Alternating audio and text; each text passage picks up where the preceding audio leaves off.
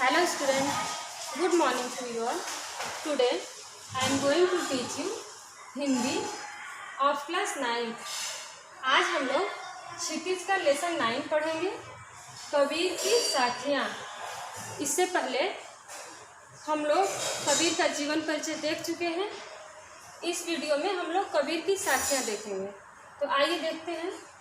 मान सरोवर सुभर जला, हंसा केली करा है, मुक्ता फल मुक्ता चुंगे, अब उड़ी अनंत न जाही।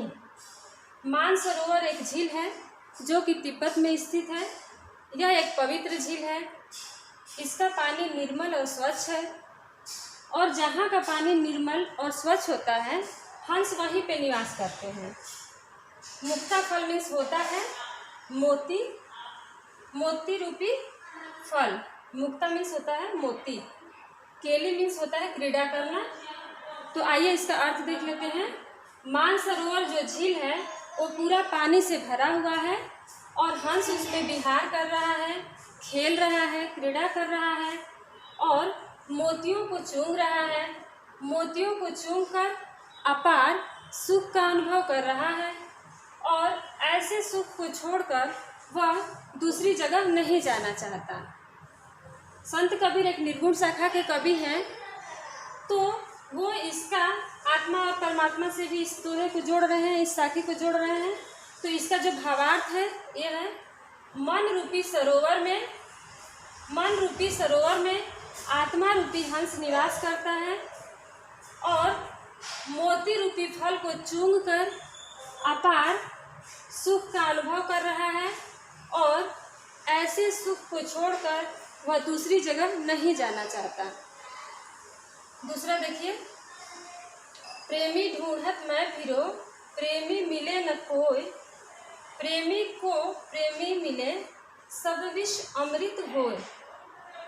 इसमें संत कबीर कह रहे हैं कि मैं ईश्वर के सच्चे प्रेमी को ढूंढ रहा हूँ, मगर ईश्वर का सच्चा प्रेमी मुझे इस संसार में नहीं मिल रहा है। ईश्वर का सच्चा प्रेमी कौन होता है? जो सुख और दुख दोनों में ईश्वर को याद करता है। तो कवि ऐसे ही प्रेमी को ढूंढ रहे हैं जो ईश्वर से सच्चा प्रेम करता हो, सुख और दुख दोनों में याद करता हो। मगर कबीर को ऐसा ईश्वर का भक्त, ईश्वर का प्रेमी नहीं मिल रहा है। और जब ऐसे प्रेमी मिल जाएंगे तो जो उस व्यक्ति के जो सारे दुख हैं वो मिट जाएंगे। उसके अंदर जितने भी अवगुण रूपी बुराई है, वो अवगुण रूपी विष है, वो अमृत रूपी अच्छाई में बदल जाता है। तीसरा देखिए, हस्ती चढ़िए ज्ञान को, सहज दुलीचा डात,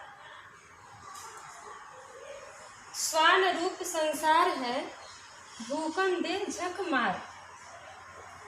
यहाँ पे संत कबीर कह रहे हैं कि हमको हस्ती मतलब ज्ञान रूपी हाथी पर सवार हो जाना है।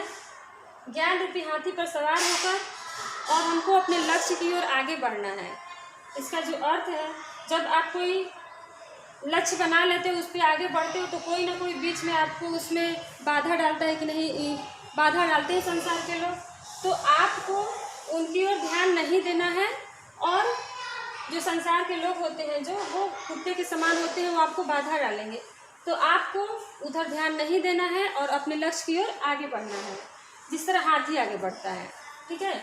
और इसका निर्गुण रूप में जो आत्मा परमात्मा से जो संत कबीर इसका जो अर्थ निकाल रहे हैं, वो है कि हमको ज्ञान रूपी हाथी पर सवार होकर आसन लगाकर बैठ जाना है, और ईश्वर को याद करना है। और संसार के लोग यदि कुछ भी बोलते हैं तो उनको बोलने देना है, उसका हमें परवाह नहीं करना चाहिए। तब हमें अपना जो लक्ष्य है वो मिल जाएगा, ईश्वर की प्राप्ति हमें हो जाएगी। चौथा देखिए, पखा पखी के कारणे सब जग रहा भुलान, निरपक होई के हरि भजे, सोई संत सुजान। मतलब संत कबीर कह रहे हैं कि इस संसार में बहुत सारे धर्म और संप्रदाय हैं, जिसमें कि लोग भूल जाते हैं कि किस मार्ग को चुने और किस मार्ग को ना चुने, और इसी में रह के वो ईश्वर को नहीं प्राप्त करते। हर एक जो संप्रदाय होता है, धर्म होता है, उसका भी उसका भी जो लक्ष्य होता है वो ईश्वर को प्राप्त करने का ही होता है। तो जो इसमें नहीं पड़ता है वो ईश्वर को प्राप्त कर लेता है, और जो धर्म संप्रदाय के चक्कर में पड़ता है वो उसी में फंस के रह जाता है। क्योंकि जो संत कबीर हैं वो निराकार ब्रह्म की उपासना करते हैं। उनका मानना है कि यदि हमारा आत्मा निर्मल है तो हम कहीं भी रहेंगे तो हमको ईश्वर की प्राप्ति हो जाएगी। यदि हमारा आत्मा निर्मल नहीं है तो हम किसी भी धर्म संप्रदाय के मार्ग पर चलेंगे, हमें ईश्वर की प्राप्ति नहीं होगी। जिस तरह जो दर्पण होता है, शीशा होता है, यदि वो गंदा होता है तो उसमें आपका चेहरा नहीं दिखता है। उसी तरह जो यदि हमारी जो आत्मा है वो साफ नहीं रहेगी, निर्मल नहीं रहेगी, तो हमें ईश्वर के दर्शन नहीं होंगे। और चाहे हम किसी भी संप्रदाय या किसी भी धर्म को अपना लें, यदि